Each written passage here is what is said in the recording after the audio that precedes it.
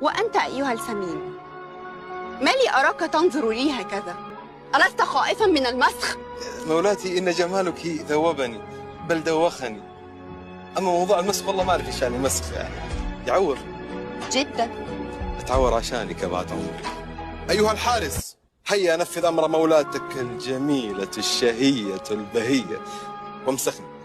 مهلا أيها الحارس. مولاتي، أريد أن أسألك سؤال.